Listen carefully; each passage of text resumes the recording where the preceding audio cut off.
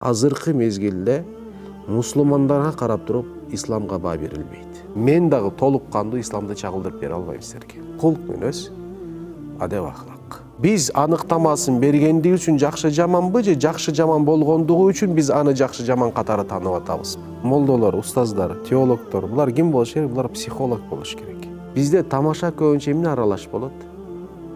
Жалган калп аралаш болот. Билимим жок деп ала 5 вакыт намаз жөнүндө сөз сүйлөбөй коюшуң туура эмес да. Жашыруун түрдө иш жүргүзгөн уюмдар бар. Ошол батышчыл ой жүгүртүүнү туура көргөндөр. Бул напси деген нерсе эмне кылыныш керек? Тарбияланыш керек. Эң жаман кулк мүнөз бул текеберчилик. Адам чыгаруу факультеттери болот. Алла Таала инсандарды өзү үчүн жаратты дейт. Калгандардын баарын инсан үчүн жаратты дейт.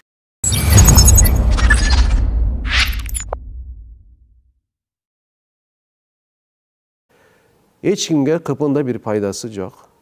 Жүктөн башка, зыяндан башка. Мисал дейин да. Эми айван деп сөз колдонуп атам. Бул жерде айван деген мааниси айванды баягы эме кылуу маанисинде эмес. Алла Тааланын жаратканы. Мусулмандын өзгөчөлүгү кулк мүнөздөрдөн бирөөсү. Мусулмандын кулк мүнөздөрдөн бирөөсү эмне бар болсо баарына мухаббат кылат. Ошондой. Мухаббат дегенди түшүнөсүңөр да, сүйөт, жакшы көрөт. Бирок эмнеге? Айтат, жаратуучусунан улам ошону кылат дейт. Моуну ким жараткан? Алла. Алла жараткан болсо мухаббат кылат. Мусулмандын сыпаты ошол болуш керек. Бирок мен азыр мындай да, биздин баягы күнүмдүк ассоциациябыз көбүнчө эмнеге болот? Айван дегенде эле айван жашоосу, айван деп көп колдонобуз да. Ошол себептен колдонуп атам, түшүнүктүүбү? Айвандан айырмасы жок. Ошол адамдын. Бир адам бар, карасаң, ким?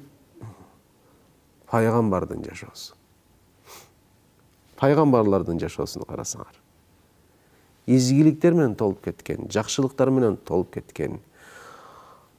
Пайгамбардын жашоосу, пайгамбардын жашоосунда мусулмандын адамзаттын дегеле адамзаттын ар кайсы коомдук ээлеген ордуна жараша жашоосунда үлгүлөр табылат да. Өтө кызык нерсе. Мисалы, биздин пайгамбарыбызды алгыла, саллаллаху алейхи ва салламды. Биздин пайгамбарыбызды алсаңар, жетим болуп төрөлөт. Пайгамбарыбыз жетим болуп төрөлөт. Кичинекей мезгили ошол жетимдик менен өтүп кетет. Аягында пайгамбарыбыз келтейген мамлекет башчысы болот. Ошол жетимдиктен баштап туруп мамлекет башчысына чейин пайгамбарыбыз бирөөнүн дагы көтөрмөлөөсү менен эмес, кечиресиң, бирөөнүн дагы крышасы менен эмес, азыр биз сөз бар го. Анан коррупционный схемалар менен эмес, түшүнүктүүбү? Эмне аркылуу? Бир эле сыпат аркылуу деп айтылат да. Бир эле сыпаты бар болчу анык. Пайгамбарлыктан мурун Мухаммадул Амин. Амин деген эмне дейт? Ишеничтүү.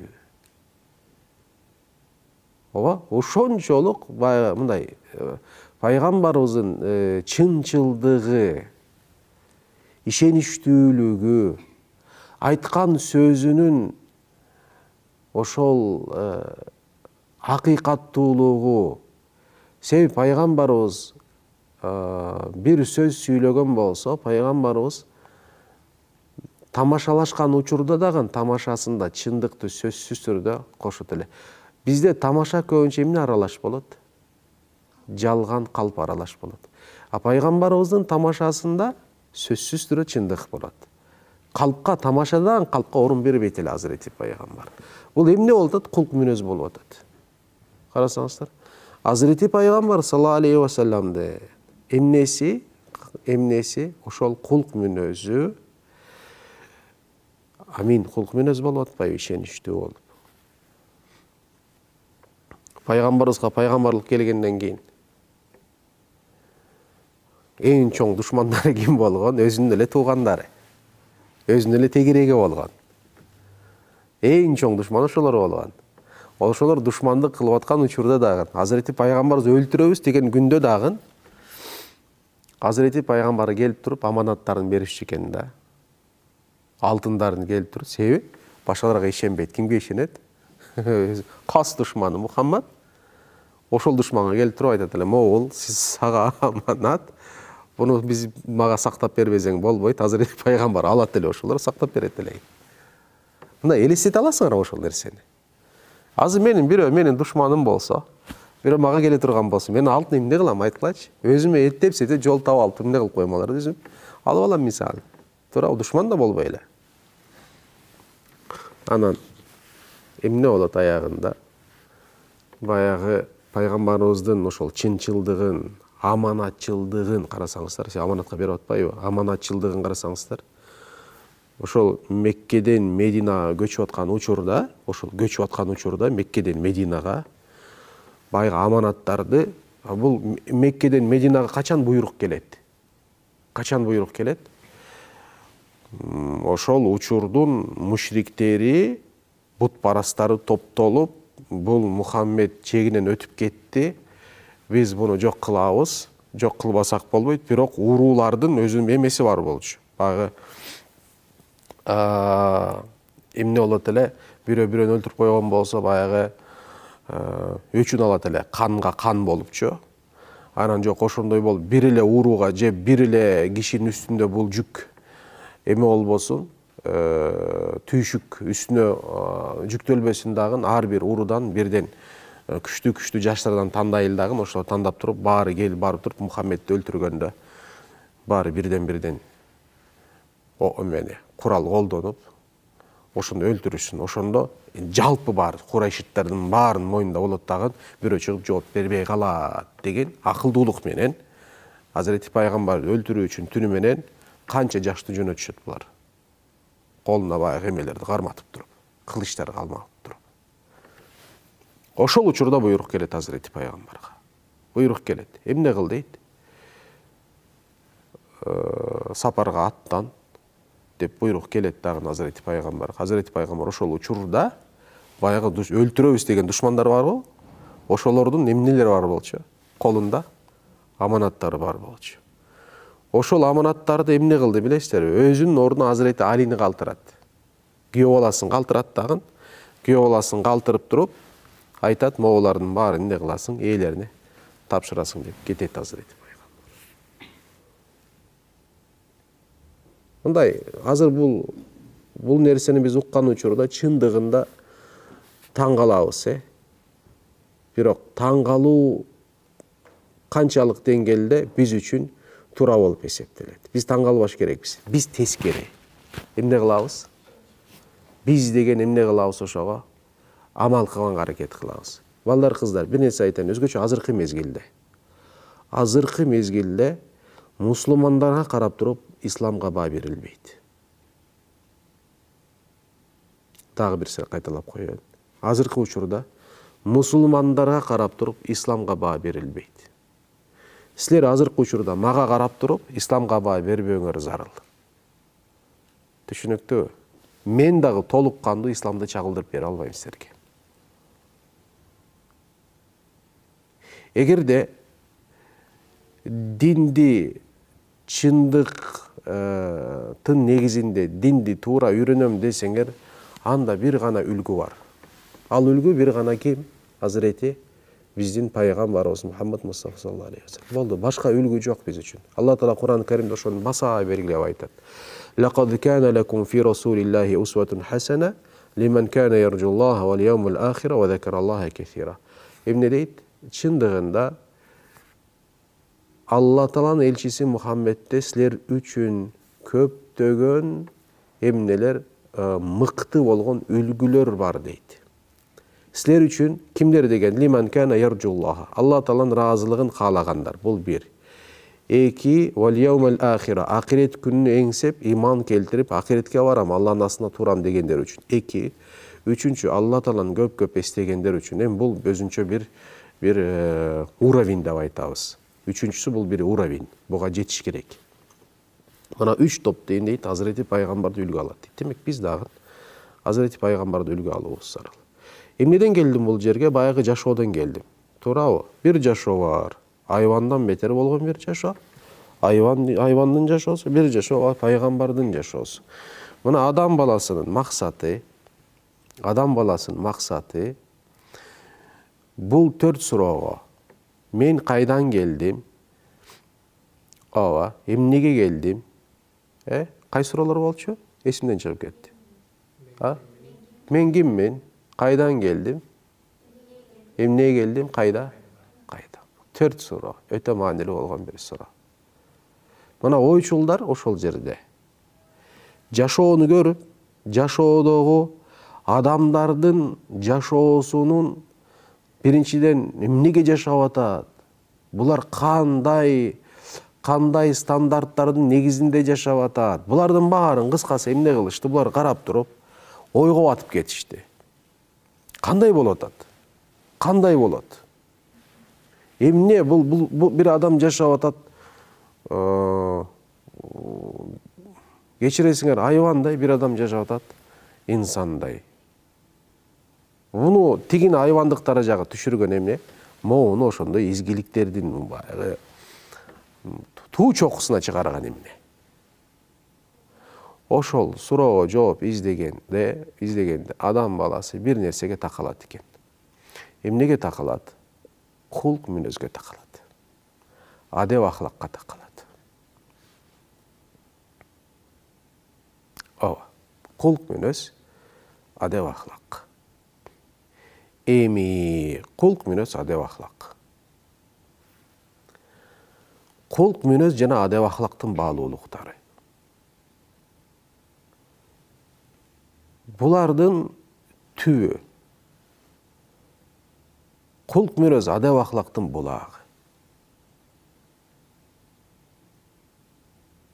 Ким орнотот? Кайдан пайда болот? Деген суроо. Караңыздар. Адам баласы ошондой таризде жаратылды. Мен азыр мусулманчылыктын гана негизинде сүйлөп атам. Макулбу?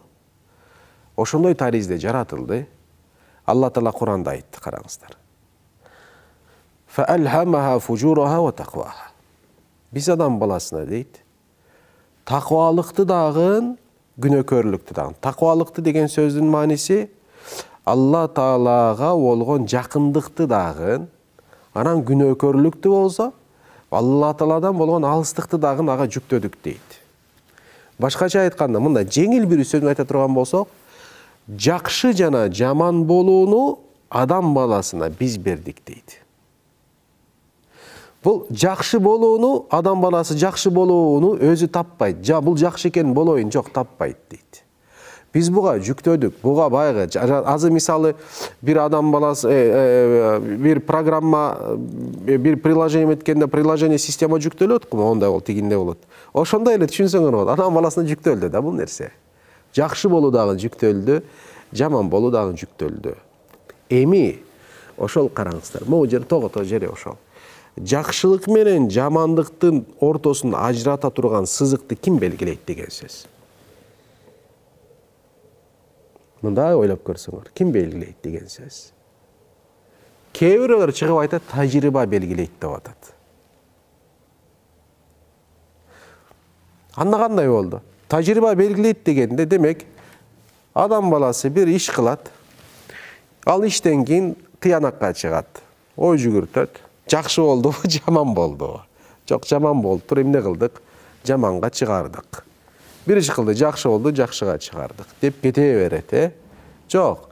Ал тажрыйбада дей турган болсок, адам баласы бара-бара септегинде адам баласынын ой жүгүртүүсү, ички дүйнөсүнө жараша жакшылык жана жамандык, түшүнүгү өзүнө жараша калыптанат. Түшүнүктүү? Бир суроо берейин. Бир нерсени жакшы жана жаман болуусунун биз аныктамасын бергендиги үчүн жакшы жаманбы же жакшы жаман болгондугу үчүн биз аны жакшы жаман катары таанып атабызбы?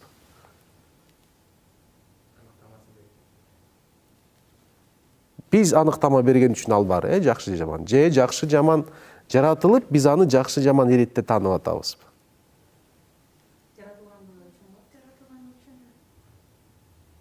Туурасы ошол экинчиси деп ойлойм. Түшүнүктүүбү?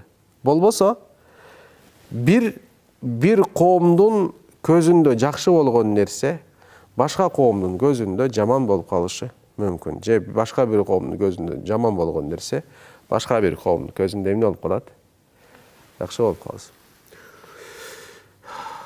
Мисалы, эгерде сиз айткандай ала турган болсок, азыркы учурдун эң жаман оорусу болгон мектептерде каптап кетип аткан, билинбей туруп жаштарды дагы бузуп аткан мисалы эмне? Нетрадиционная ориентация деген ЛГБТ мисалы. Ооба, буларга кандай эметип атат? Уюмдар бар азыр. Бишкектин ичинде Кыргызстан боюнча көмүскөдө иш жүргүзгөн, жашыруун түрдө иш жүргүзгөн уюмдар бар. Бул уюмдарга аябай чоң суммада каражат бөлүнөт. Кимдер бөлөт билесиңерби? Батыш бөлөт. Баягы биз батыш деп, азыр өзгөчө жаштар батышты эңсеп, батышты идеалдаштырып, туурабы? Батыш жөнүндө ошол батышчыл ой жүгүртүүнү туура көргөндөр. Бул сөздөрдү жакшы угуп туруп, бул айткан сөздөрмө маани бир изилдөө жүргүзүшсүн деген сөз. Ооба. Чоң каражат бөлүнөт. Сен өзгөчөсүң деп айтылат буларга. Сен өзгөчөсүң. Сенде инсандар өтө аз. Сен алтынсың деп айтылат. Түшүнүктүбү? Оору деп айтпайт. Бул туура эмес ой жүгүртүү. Сен деген мындай болбош. Жок, сен өзгөчөсүң деп айтылат. Ооба. Өткөндө мектепте ошентип айтып атпайбы бири? 9-класста бир кыз айтат экен. Мага айырмасы жок дейт экен. Мен эркекти дагы сүйө алам, ошондой эле кызды дагы сүйө алам деп. Карасаңыздар. Ооба. Кайдан бул пикир? Ошол айткан нерсем. Сиздин баягы эметип атпайсызбы? Айткан нерсем. Буга аныктама ошондой берилбедиби? Аныктама ошондой берилген деген, ошондо аныктаманы кабыл алып, анын даргөөнүндө бул нерсе эмне болуп атат?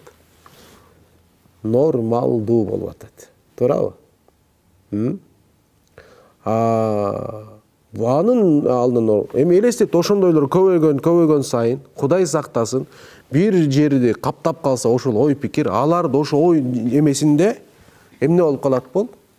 Адаттагыдай эле бир көрүнүшү болуп калат. Анда бул баягы адепсиздик, анан уяттуу болгон бир сыяктуу эмес. Бул нормалдуу нерсе көрүнөт. Азыр батыш ошондой бир чекке жетти, адепсиздиктин чегине жетти. Бул однополый брактар эмне болду? Расмийлештирип атат.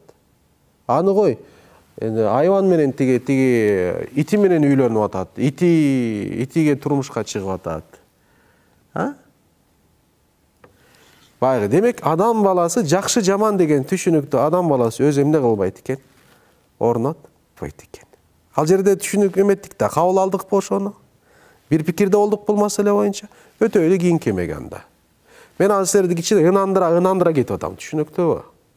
Баягы, ынанып, жөнүр угуп кетпесин, ынанып кетсин деп атам. Азыр айтам силерге. Мен ошого алып барайын деп атам да, эмне эсептен? Эми караңыздар. Ошого келейин дедим эле да. Эми караңыздар.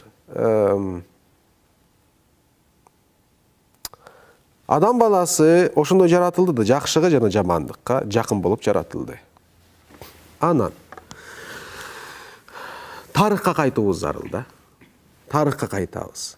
Тарыхка кайтканда Кур'анда ачсаңар, Кур'анда бизден мурунку коомдор жөнүндө сөздөр сүйлөнгөн. Коом Мисалы кимдин кайсы пайгамбардын коомун билесиңер? Баштаңыздар башынан Нух пайгамбар Идрис алейхиссаламдын коому бар. Куранда айтылган. Нух пайгамбардын коому бар. Ооба. Топон су маселеси ошолордун бар. Ибрахим алейхиссаламдын коому бар. Hazreti Yusuf aleyhisselam'ın kavmi var. Hazreti Musa aleyhisselam'ın kavmi var. Öte bizge bay örnekte olgan, kündül aktualdı olgan okuyalar aktualdı. Hazır açsan hazırkı kündü göresin. Şunday. Oşolorun içisi misal az biz masalebizge gele turgan bolsak, bayağı masalesi. Misali Lut aleyhisselam'ın kavmi olgan. Lut aleyhisselam'ın kavmi bolgan. Lut aleyhisselam'ın kavmi kaysı kavimlerden? Bu Allah subhanahu taala murunku Hazreti Paygambardın gelüsü menen bu bir rahmat, bir merimdүүлүк, kaysı bir künödün ulam Allah subhanahu taala bul dünyada cezasını berip al kavimge deydi. Bul oşonda. Allah Taala'nın Hazreti Paygambardın gelüsü menen insaniyatка bolgan ырайымы oşol. Andan murunkular kaysı bir künödün ulam jer menen jeksen boluşçu. Alardın birisi Lut kavmi. Emne dep koyut bulardı? Samud kavmi. Samud kavmi adepsizlikte, jirkenişte olgan bul işlerde çekke jetken bular. Tayip ketken. Ova. Emne kıla başladı bular? Geçiresinger homoseksualizmdi açık aykın jaya başlaştı. Kur'an-ı Kerim'de uşul aytıladi. Atatuna emne kılasыңар силер дейт, ayaldардын ордуна эркектерге баратасыңар дейт. Деп Lut алейхиссалам буларды кайра эмнеге чакырат? Туура жолго чакырат. Адам баласында напси деген bir fenomen бар. Бизде көп колдонобуз буну. Onu ittем, o napsisi itte, napsisi deysiz. Napsi jaman deyse, adam napsisi jaman dap koysa. Napsi degen nerse var. Napsi degen nersege har kандай emeler berildi, anıktamalar berildi, balдар kızlar. Napsi emne degen, napsi bu adam özü, napsi teginde mında. Birok, napsi degende biz, emnen düşünösegende, adam balasının hayvandık sezimlerinin cıynağını çağıldırgan bir düşünük dep aytabız. Ol menin özümdün emnem. Düşünügüm oşol. Düşünükte be. Hayvandık sezimleri var. Hayvan sezimi kaysı bu? Jeysin, içeysin, uktaysin.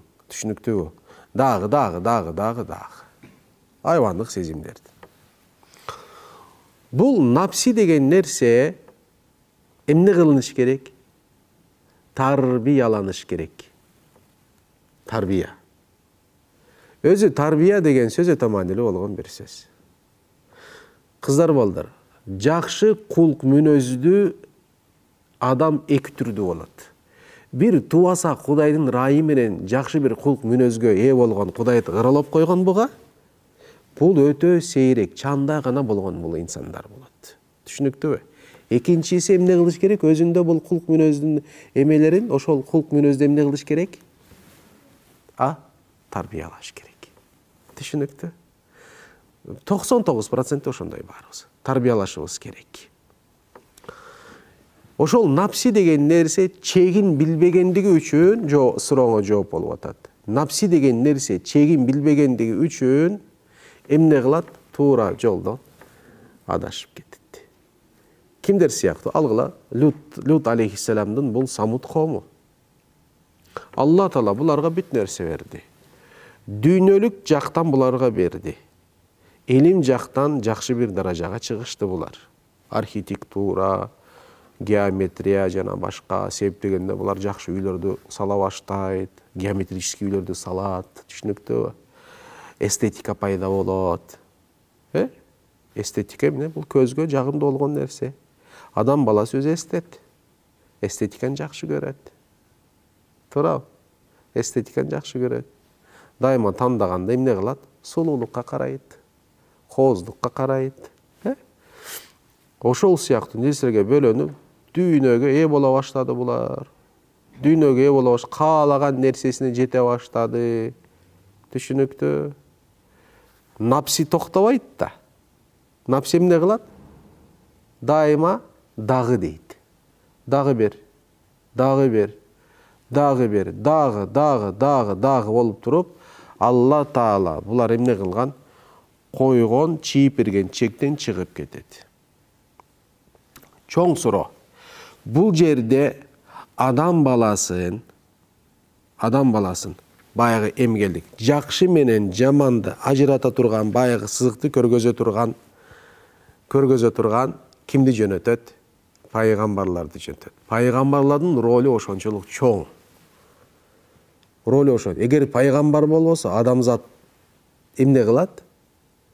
Дароо бузулуп кетет. Себеби адамзат өзү чегин эмне кыла албайт? Аныктай албайт.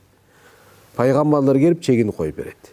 Анықтайт. Мына могу жерден, могу сызыктан бияка жаман, могу сызыктан бияка жакшы, келгиле жакшы кетип үңдөйт булар, жамандан кайтарат. Ошон үчүн мусулмандын эң чоң сыпаты, кулк мүнөзү жакшылыкка чакыруу, жамандыктан кайтаруу болуп эсептелет. Бул пайгамбарлык болгон бир эмне дейт? Бир кулк мүнөз деп айтылат. Анан бир жүк, бир милдет болуп эсептелет деп айтылат. Карасаңыздар. Ошол пайгамбарларды эмне жиберет дагы? Силер адашып кеттиңер. Силер туура жолдон тайып кеттиңер. Туура жолго түшкүлө деп пайгамбарларды жиберет инсаниятка. Анан пайгамбарларды жибергенде дагы бул пайгамбарлар асмандан түшкөн периште болбойт. Өзүнүн арасында булар менен жүргөн, булар менен булардын үрп адатын билген, тилин билген, жашоосун билген, жашоо стандартын, алардын үрп адаты менен жашаган эле бирөөнү тандап туруп, үлгү септегенде периште жиберсе, анда адамзат ошол жерде шылтоосун табат. Эмне деп айтат? Бул периште да, мен периштени кантип берчим, адам болсо элчиме келем деп айтпаш үчүн адамзаттан өздөрүнүн тандап атат, бир пайгамбарды жиберип атат. Эмне? Кулк мүнөзүнүн стандартын эмне кылуу үчүн? Чийип берүү үчүн болуп эсептелет. Демек, чек өтө маанилүү. Эгерде чек коюлбаса, адам баласы чек билбеген напсиси батып кетет күнөөнүн баткагында. Түшүнүктүбү? Жөнөкөй бир мисал берейин.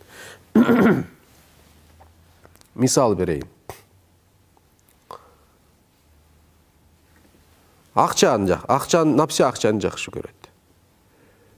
Бай болосуң, ооба бай болосуң.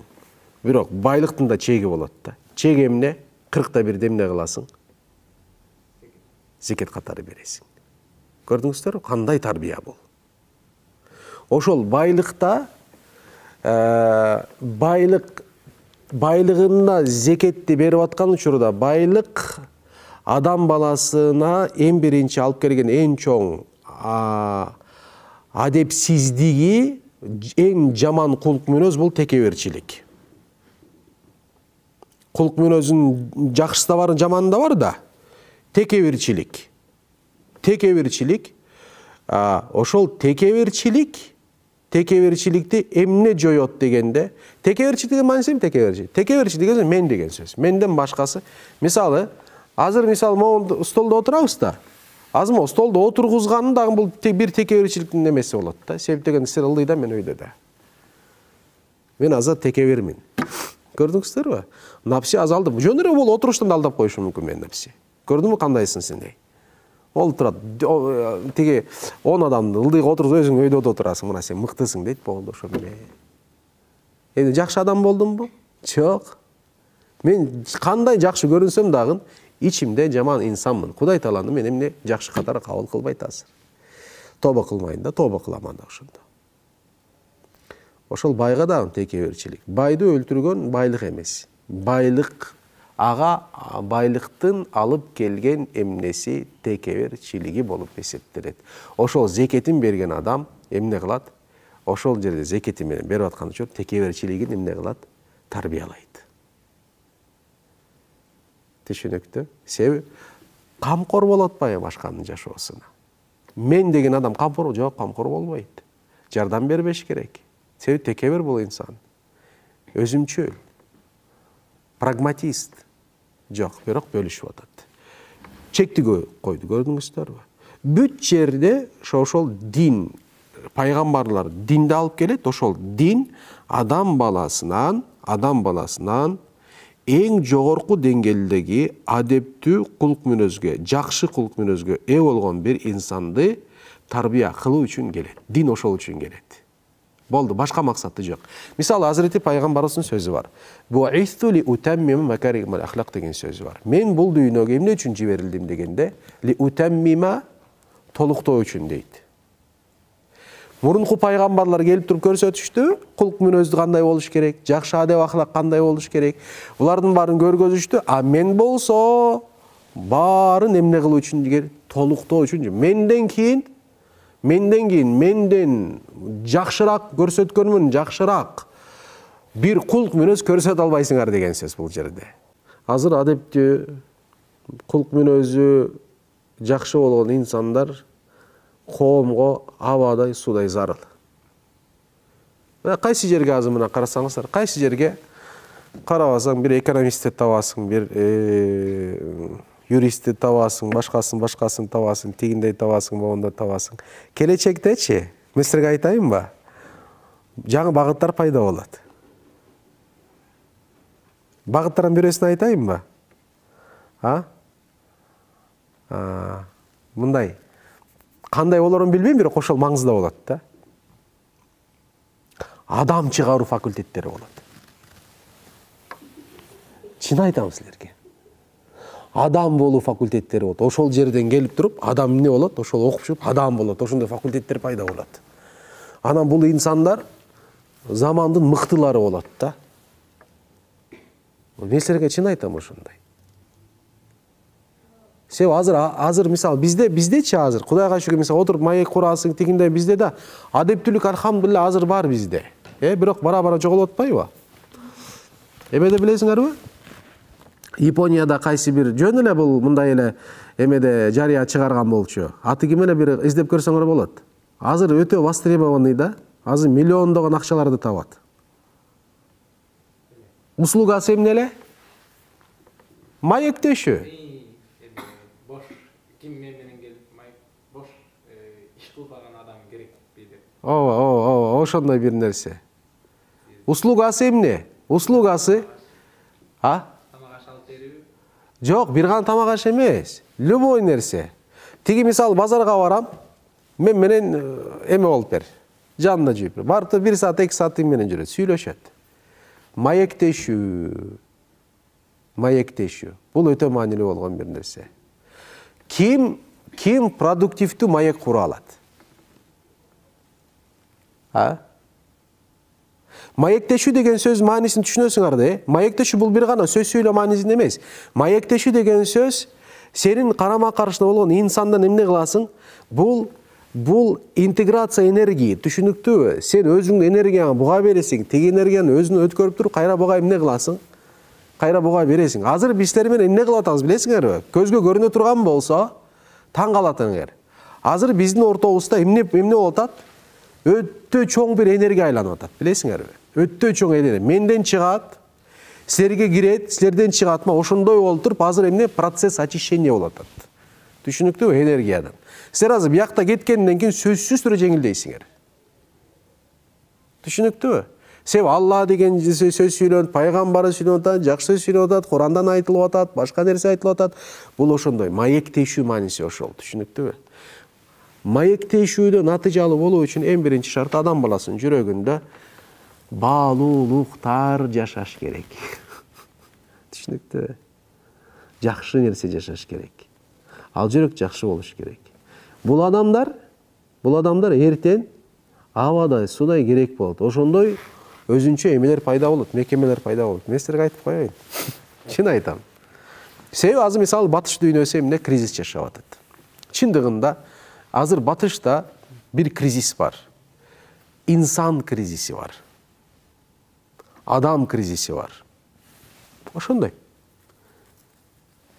Японияда ошондой, башкасы да ошондой. Айтылат. Булар 5 күн иштейт, ооба, иштегенде таң каласың, өтө иштерим тигиндей мындай, бирок 5 күн иштеп, 6-7 күндүн булардын жашоосун бир карап көргүлө дейт да. Белхум адал. Аят айтат. Bir ayet okuyun, 2 ayet okuyun, ошону бүтүрүп коелу иншалла. Алла Таала Кур'ан-ы Каримде айтат, караңыздар. Адам ким, инсан ким дегенде Кур'анда айтат. Валакад каррамна бани Адам. Биз инсанды өтө сыйлуу, кадыр бартуу кылып жараттык дейт Алла Таала. Валакад каррамна бани Адам. Айырмасы жок ким бол? Капыр, момун айырмасы жок. Эмне бул дейт? Сыйлуу, кадыр бартуу. Болду. Демек мен башка, Алланын башка жараткандардан өзгөчөмүн. Валакад каррамна бани Адам. Ошончо алымдар айтат. Алла Таала инсандарды өзү үчүн жаратты дейт. Калгандардын баарын инсан үчүн жаратты дейт. Кадыр баркы көрүп атасыңбы? Эмне бар болсо бул дүйнөдө, асманда бүт нерсе бир эле максат менен жаратылган. Адамзатка кызмат кылсын деп жаратылган дейт. Адамзат болсо Кудай Таалага кулчулук кылсын деп жаратылды дейт. Валакад каррамна, ошончо сыйлоо кылып жараттык. Анан ошончолук сыйлоо кылып жараттык. Ва фаддална, эмне кылдык дейт? Мимман халакна тафдила. Биз аларды дейт, жараткандын арасында эң фазилеттүү болгон орунду буларга бердик деп атат. Ошол эле учурдагы эң фазилеттүү даражага жеткен бир инсан ошол эле учурда кулк мүнөзүнөн улам пайгамбарлардын жолунан тайып кеткендигинен улам пайгамбарлар белгилеп берет да адеп ахлактын немесин, башатын. Туурабы? Руханий болгон эмне? Тең салмактуулук. Психологиялык оорулардын түрлөрдүн бардыгы ошол эле учурда денеге тийиштүү болгон оорулардын көбү руханий болгон тең салмактуулугунун жоголгондугунан улам болот, кыздар, балдар. Ооба. Сахарный диабетти окуп көргүлө, мак, ошондо силерге бир эле бүгүнкү жолугубуздун тапшырмасын берип коелу. Сахарный диабеттин себеби эмне экен деп мындай бир изилдеп көргүлө, макулбу? Кайсы жерге такаласыңар? Руханий болгон тең салмактуулуктун жоктугуна такаласыңар. Эми окула. Руханий болгон тең салмактуулуктун эмнеси башат эмне болуп эсептелет? Азирети пайгамбарлардын жолу болуп эсептелет. Булар бизге көрсөтөт. Ошондой сыйлуу, урмат сыйга, кадыр баркка татыктуу ээ болгон адам баласы пайгамбарлардын жолун жолдобогондугу үчүн айвандардан бетер болгон бир даражага түшүп калат. Лут алейхиссаламдын коомуна алалы, кайра эле. Туурабы? Кудай Таала булардын колуна бүт нерсе берди. Дүйнө берди, дүнүйө берди. Бүт нерсе берди. Аягында булар пайгамбардын жолун жолдобой, напсисин ээрчип, напси чегин билбегендиги үчүн аялдардан адашып, эркектерге эмне о башташат. Напси чегин билбейт, көрдүңөрбү? Аягында Алла Таала буларга айтат: "Белхум адал." Жок, булар дейт, айвандардан да бетер болушту дейт. Карасаңыздар, Кудай Таалам бул сыпаттап атат. Айвандардан бетери болду дейт. Бул эки аят бизге эмнени көрсөтүп атат? Ия. Те изгиликтерден, те айвандын жашоосуна түшүү өтө эле эмне экен? Жакын болгон бир нерсе. Бирок эмне менен болот? Адепсиздик. Адепти бизге кимдер көрсөтөт? Пайгамбарлар көрсөтөт. Ошон үчүн пайгамбардын кулагына эмне сөздөрүнө кулак салсак, туура жолду тапкан болобуз деп ойлойм, иншаллаху рахман. Азирети пайгамбардын сөзү бар. Кыяматта дейт, Алланын астына түшкөндө мага эң жакын болгондор. Пайгамбар кайсы жерде болот? Бирок мага эң жакын болгондор ahsanuhum huluqan. Adep ahlak jihаттан en жақсысы kim болса ошол мага жакын болот дейт. Дагы бир хадис бар. Айтат.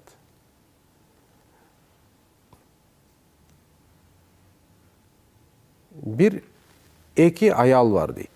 İki ayal var. Bir ayal deydi. Huday Taalaga tin böyle günü ibadat kılat, kulçuluk kılat deydi. Biroq ozu jaman. Ozu jaman. Koşunlarını tildeydi. Başlarına jaman söz söyleydi. Ozunda elege жоқ bolgan bir ayal eken. Hazreti Peygamber aytadi. Bunun jeri tozokta deydi. Qarasаңыздар. Dagı bir ayal var deydi. İbadattardı, namazlarını ança köp kılbaydı. Kulçuluk kılbaydı, biroq mamilesi жақшы deydi. Başkaları menen. Koşulan başka tili öte жақшы. Başkaça aytkanda biz kантип түшүнөбүз? Кулк мүнөзү жақшы деген. Анын жери бейиште дейт Hazreti Peygamber. Biroq бул хадисте намаз окуп калсаң болот экен деген мааниси билинбейт бул жерде. Түшүнүктүүбү? Кулк мүнөзүнүн эмнесин айтат бул жерде? Маанилигин айтат. Жана кебири бар. Намаз окуса эле өзү туура жолду тапты, калганын баары адам эмес, бул адам болуп калды. Бул бейишке түштү, калган баары тозокко деген мамиле кылгандар толтура да билесиңер, а? Ошолорго айтылган бир сөз да. Сен андай кылба. Ким тозокко, ким бейишке түшөр, Алла билет. Бирок бир нерсени билебиз. Адам менен адам болгон мамилесинде эмне кылыш керек экен? Hazreti Peygamber'in sünnetini karmaş geldi. Oşon üçün adam bul жашоо сыноо жашоосу deydi.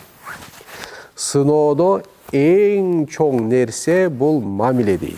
En çoң сыноо mamile. Mamile degende.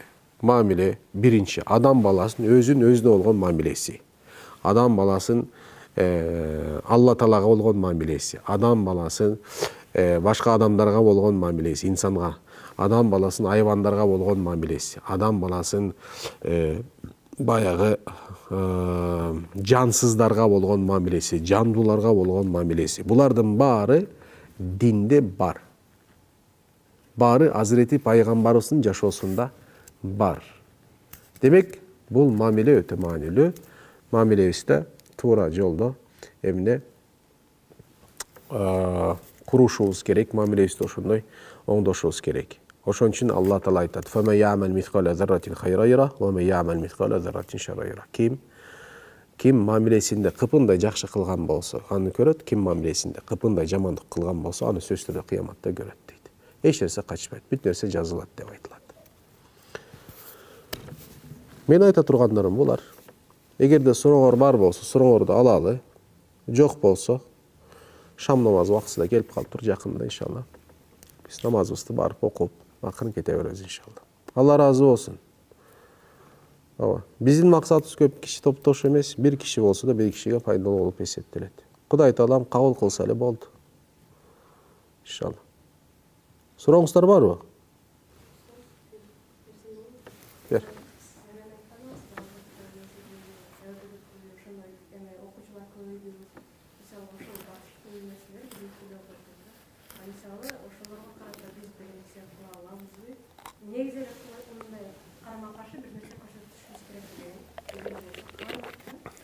Ооба. Сөзсүз түрдө кылышыбыз керек, көрсөтүүбүз керек.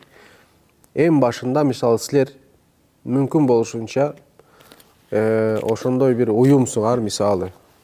Эмне ошол ЛГБТнын Кыргызстандагы ишмердүүлүгү жөнүндө маалыматтандыруу зарыл мектептерде. Маалыматтандырбасаңар булар билбейт. Булардын көзүн ачыш керек. Ачык эле барып туруп, бул биздин окуучулар, булар биздин балдар деп эле. Буларга эмне керек болсо ошол райондук администрация аркылуу жолдомо алып туруп, ошол жолдомо менен барып, ошол иш-чараларды өткөзүш керек. Ошол иш-чара өткөрсөңөр, биз да барабыз мисалы. Түшүндүрөбүз окуучуларга. Ооба. Жеткиликтүү болгон тилде эмне кылабыз? Жеткиребиз, түшүндүрөбүз. Ичинде мүмкүн адашып жүргөндөр дагы бар. Кыздар, балдар. Буну түшүнүш керек, Бул биздин колубузда. Ошол жамандыктан кайтаруу, жакшылыкка өңдөө деген ошондой болуп эсептелет. Анан чыгып алып эле көчөдө же башка жерлерде жүрүп андай эмес. Ошондой мекемелерге кириш керек. Мектептерге кириш керек, университеттерге кириш керек. Булардын баарын түшүндүрүш керек.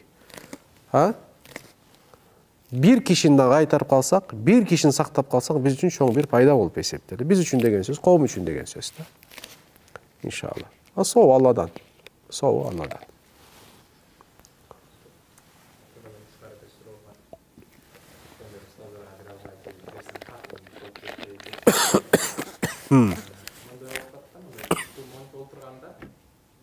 Жаман нерселер көп да. Бирок так далилим болбогондон кийин башкаларга жаман деп айтканда мен далилсиз айтты, мен да теология окудум анан. Ошондуктан мүмкүн болсо эмне себептен жаман деген буга кандай далил? Буттун үстүнө коюбу? Ага далил негизи жок. Мындай да түзмө-түз далил жок да, бул арам экен же макрух экендиги да. Адепсиз болгон бир амал деп эсептелет. Эмнеге дегенде, адепсиз амал дегенде биринчиден сүннөттө болбогон нерсе деп айтылат. Биринчиси. Сүннөттө жок дейт. Сүннөттө болбогон нерсе макрух болот деп айтылат. Анан мубах да эмес деп айтылат бул жерде. Экинчи болсо, мындай отуруш бул рахаттын отурушу дейт да, рахаттык. Рахаттык мусулман үчүн бир гана кайсы жерде болот, бейиште болот деп айтылат. Ошон үчүн сен рахаттыгыңа азыр карап атасың, мумин бейишим деген маанисинде сүйлөп атасың деп айтылат. Түшүнүктүүбү? Ооба. Эгерде сен отурган учурда башка алдыңдагы инсан ыңгайсыз болбосо, адепсиздик болуп эсептелбейт. Эгерде ал ыңгайсыз болуп, кайсы бир сөзү менен, кыймыл аракети менен сен ошол отургандыгын ага жакпай жаткан болсо, ошондо макрух болот. Эгерде ошондой көрсөткөн болсо. Бар башка суроо? Тема да сырткар боло берет.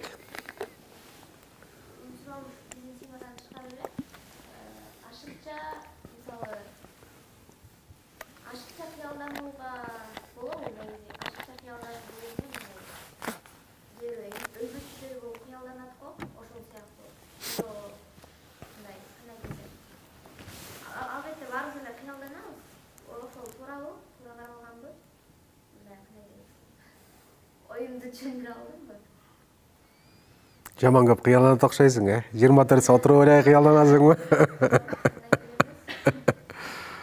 Кыялдануу болгон нерсе бул, табигый болгон бир нерсе. Биздин бир агайыбыз бар болчу. Бизге айтат эле. Кыялдангыла, кыялыңарды да бийик кармагыла дейт эле. Себеби бул силердин ниетиңер. Бирок адалдан болуш керек деп айтылат эле. Сен адалдан ниет кыл дейт да. Кыялданасың, адалдан кыялданасың. Сен кыялданган нерсеңи Кудай бербесе, жарымын сөзсүз да берет деген айтат эле бизге. Ошон үчүн кыялдануу бул ниеттин бир түрү болуп эсептелет. Адам баласы кыялданбаса, эмне болбойт дейт, иш жүзөгө ашпайт деп айтылат. Мен туура түшүндүмбү сени? Кыялдануу деген ошол мечта деген сөз да, мечтать этесиң отуруп алып, шуну айтасыңбы сен? Ооба, бирок адал нерселер кыялданыш керек. Анан возможный нерселерди кыялданыш керек. Космоско барсам, космосто бир үй куруп алсам, ошол жерде мындай жашасам десе, анда невозможный нерсе да, туурабы? Возможный нерсе,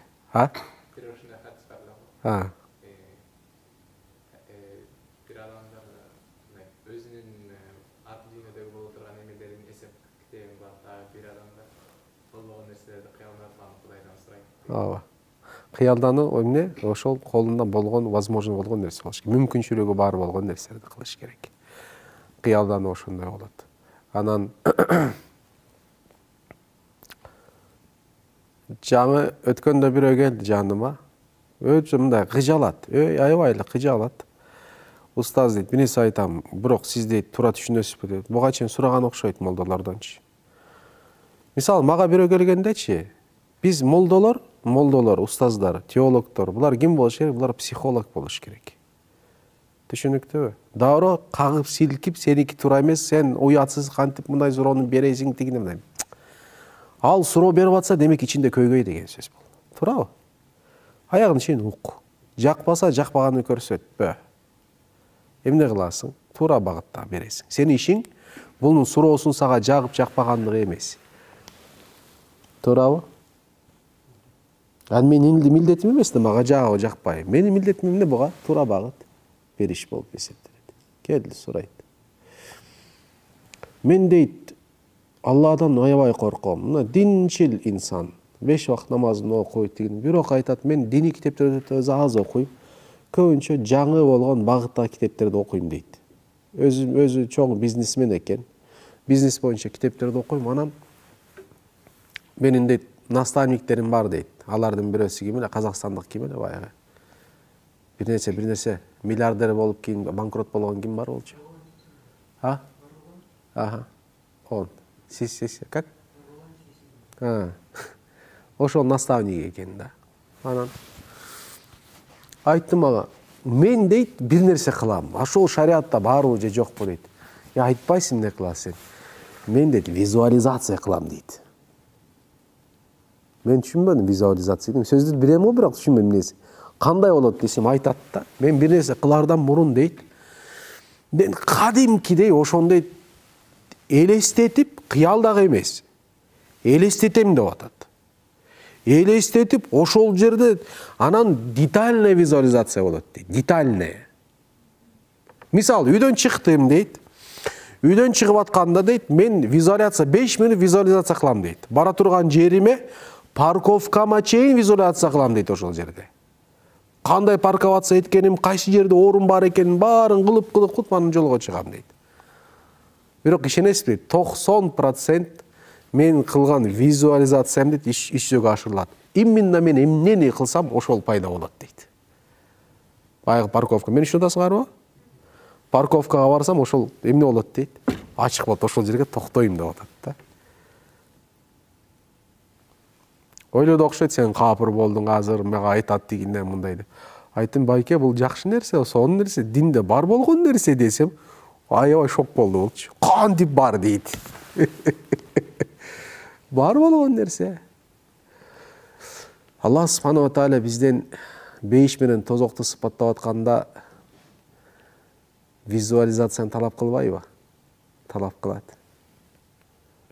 Азирети пайгамбар бизге ошондой сыпаттайт тозок менен бейишти. Көзү менен көрбөй койбойсуң. Сахабалар ошондой даражага чыгышкан, визуализация полный, 100% визуализация болгон буларда. Айтышкан, я Расулуллах, могу көз менен тозокту көрүп атам дейт. Айтышчу эле. Көрдүңүздөрбү? Бул да кыялдануунун да бир түрү болот, мисалы. Бирок конкреттүү түрдө кыласың да. Сен отуруп алып, бияктан тияктан эмес, целенаправленный болот да. Моундай болот деп Алла Тааладан жеткирет иншалла. Бирок адалдан болуш керек, жана мүмкүнчүлүгү бар болуш керек. Башка суроо барбы? Бере бергиле, мен баарын жол таап берем.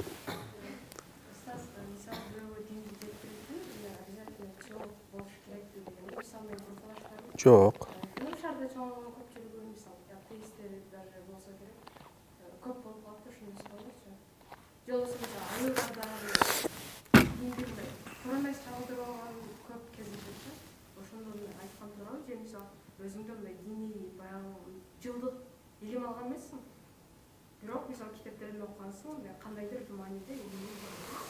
Кара, диндеги маалыматтар экиге бөлүнөт. Бир, зарури маалымат деп коебуз. Зарури маалымат кандай маалымат? Мисалы, Кур'анда ачык айкын берилген маалыматтар бар. Мисалы, 5 вакыт намаздын парыз экендиги, ажылыктын парыз экендиги, мисалы, орозонун парыз экендиги, ачык айкын маалыматтарыбыз бар. Ооба, буларды эмне кыласың? Буларды билими бар болгон, болбогондогун эмете берет. Айта берет. Түшүнүктүүбү? Бирок кээ бир маалыматтар бар. Эмнени талап кылган? Өзгөчө илимди талап кылган. Адистикти талап кылган маалыматтар бар. Буларга кирбеш керек ал киши. Бизде көп ошого кирип кетип атпайбы? Мисалы, адал жана арам маселесине. Көп кирип кетет. Билбей туруп кирип кетет. Билбей туруп ката кылып алат мисалы. Мисалдардан бирөөсү өткөндө бирөө чыгып алып туруп, адал жумуртка деп чыкты мисалы. Адал жумуртка. Адамдар азыр ошол жумуртканы да адалбы же адал эмес деп сурап алышат экен. Жумуртка адалбы депчи. Адалдыгы эмнеде? Мисалы бир суроо бериш керек. Шариат боюнча жумуртканын адалдыгы эмнеде? Жана арамдыгы. Макул, адалдыгынын арамдыгы эмнеде? Жумуртка арам болуш үчүн эмне болуш керек?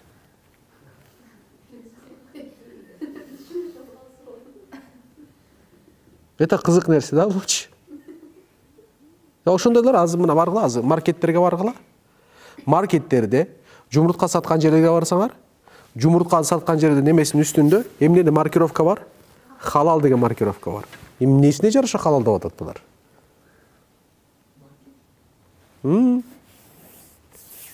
Жок, ошондой халал стандарт чыгып атпайбы? Халал стандарттагылар чыгып алып туруп ошол халал деп атпайбы? Мен ошосуна таң калам да.